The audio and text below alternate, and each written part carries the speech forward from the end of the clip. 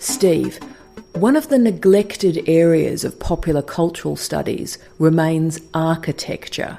Why do you think buildings and landscapes and the built environment is neglected in our study of popular culture?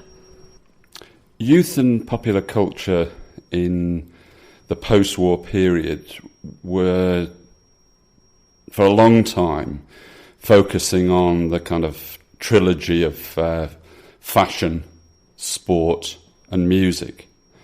And once that kind of ran out of steam in the 1960s and 70s, what actually happened was that the definition of the space, of spaces, say, of club culture or of popular culture, started to take over from actually how people looked and their homology between things like fashion, music and sport. So a club like the Hacienda in Manchester, which started in the early 1980s and was closed in 1997, was a particular designed space for the sort of culture that eventually developed. It wasn't necessarily a matter of the design creating the space directly, but eventually the space that was designed actually allowed the sort of club culture that the Hacienda developed from about 1987 onwards to go into practice.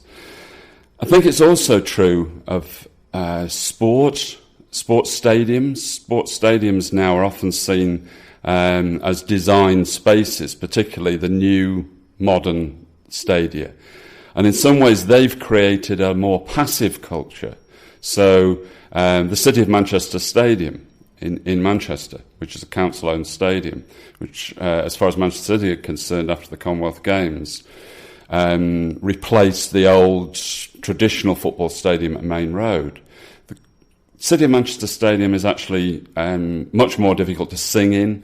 It's a completely designed all-seater stadium, and like many of them, the modern all-seater stadia is a much quieter or almost church-like building. And in our sort of culture now, you're actually designing out the old-style terrace culture which surrounded football. Manchester City Manchester Stadium is a really good example.